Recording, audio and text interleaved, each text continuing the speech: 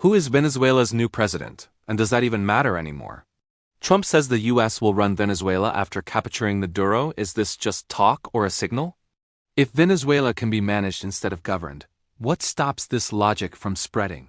Who decides who runs a country now? Venezuelan officials say at least 40 people were killed in a US attack. If that's true, why is the global response so quiet? After Venezuela, is Greenland really off the table? Everyone thinks this is a joke, a soundbite, a Trump-style provocation. That's the mistake. The real shock isn't that he said the US would run Venezuela after capturing Maduro. The shock is how many people inside Washington quietly believe that's exactly how this ends. And here is the uncomfortable question nobody wants to touch. If Venezuela can be treated like a failed asset to be seized, why would Greenland be off limits when it becomes strategically inconvenient? Tell me where you think the red line is, because power doesn't recognize imaginary boundaries. What you're watching isn't ideology, it's asset control. Venezuela isn't a country in this calculation. It's a prize that's been locked up too long. The oil reserves are the largest on the planet. Larger than Saudi Arabia. Larger than Russia. And they've been sitting there, under sanctions, mismanaged, rotting, while global energy markets stay artificially tight. The public story says democracy, human rights, tyranny. The private story is simpler. Whoever stabilizes Venezuela controls a pressure valve on global oil prices for decades. That's leverage over Europe, leverage over China, leverage over every inflation-sensitive economy. This is not about Maduro as a person. He's already irrelevant. He's a placeholder. When Venezuelan officials say at least 40 people were killed in a US attack, the number isn't the point. The signal is limited force, precise, message-driven, not invasion style. This is how modern power announces intent without committing yet. You don't flatten cities. You test response thresholds. You watch markets. You watch allies. You watch who stays silent. And notice who didn't scream. Russia issued words. China issued concern. Regional governments hedged. That silence is data. That tells Washington exactly how much room it has. People keep asking who Venezuela's new president is, as if that matters right now. That question itself shows how unprepared most audiences are for what's actually happening. In this phase, legitimacy is flexible. You don't need a president.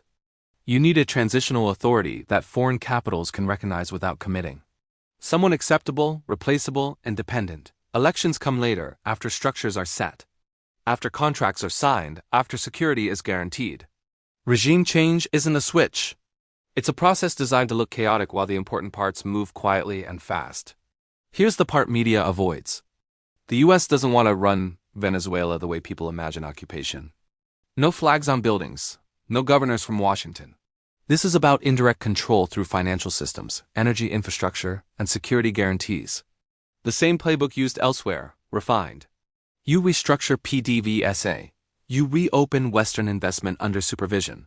You lock in dollar-based energy trade. You align military cooperation. Once that's done, the government can call itself whatever it wants. The outcome is fixed. Now let's talk about why this is happening now. Timing is everything. Global energy markets are fragile. Middle East instability keeps risk premiums high. Russia's oil is discounted and politically constrained. Green transitions are slower than promised.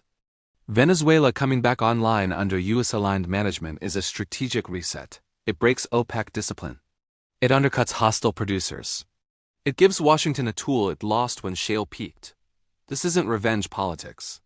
It's balance of power maintenance. And yes, Trump saying it out loud matters.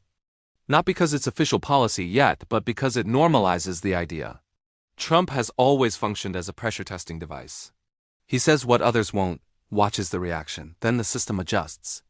If the backlash is manageable, the concept moves from unthinkable to discussable to doable. That's how power evolves in public democracies without formally admitting it. Now Greenland. People laugh because it sounds absurd, an icy island. But laughter is a defense mechanism. Greenland sits on rare earths, strategic minerals, Arctic shipping routes, and missile defense geography. As ice melts, it stops being remote and starts being central. China knows this. Russia knows this. The US knows this. The difference is the US can apply pressure through alliances and economic leverage instead of force. For now, the pattern is the same. First, redefine the territory as strategically essential. Then highlight governance limitations. Then offer protection, investment, partnership. Then gradually make independence conditional on compliance. No tanks needed, just contracts, bases, and dependency. Venezuela is the hard version. Greenland is the soft version. Same logic, different packaging. What's being ignored is how this reshapes the global order. If the US successfully reasserts control over Venezuela's energy future, it sends a message that the post-Cold War restraint era is over.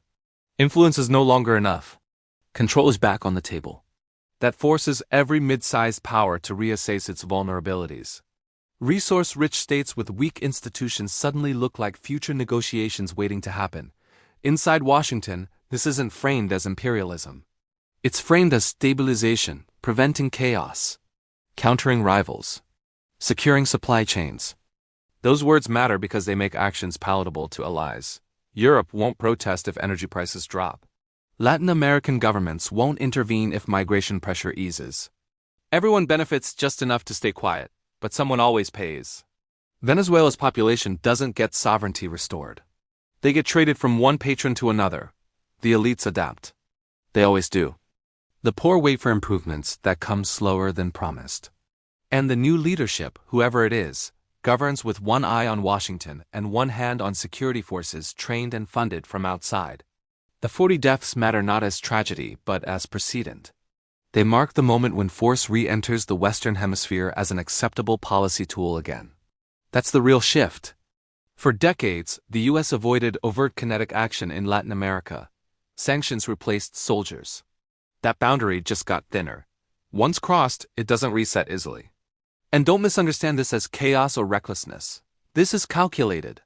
The US isn't reacting, it's repositioning. The global system is fragmenting. Rules matter less when enforcement is selective. In that environment, securing tangible assets beats defending abstract norms. Venezuela is tangible. Oil flows, ports, pipelines, dollars. China will adapt. It always does. It'll look elsewhere. Africa, Central Asia. But losing Venezuela hurts because it exposes limits. Russia is already stretched. This costs them influence they can't easily replace. That's why the reaction is muted but bitter. They know the game. They just can't stop this round. So when people ask if Greenland is next, they're asking the wrong question. The real question is how many places are already on the list but haven't been named yet. Places where strategic value is rising faster than political stability. Places where dependency can be framed as partnership. Places where resistance would cost more than compliance. This isn't about Trump personally. Any administration facing the same structural pressures would move in this direction, just with different language. Trump accelerates it because he doesn't pretend otherwise. He strips away the moral cover and exposes the transaction underneath. That makes people uncomfortable because it forces honesty. The US running Venezuela doesn't look like occupation. It looks like advisors, contract security cooperation, and temporary oversight that never fully ends. It looks boring on the surface. That's why it works. Power today prefers paperwork to parades. And the final reality most people want to admit is this. Once the world accepts that some states can be effectively managed from the outside for the sake of stability, the principle applies everywhere. Only the justification changes: energy, security, climate, trade. Pick one.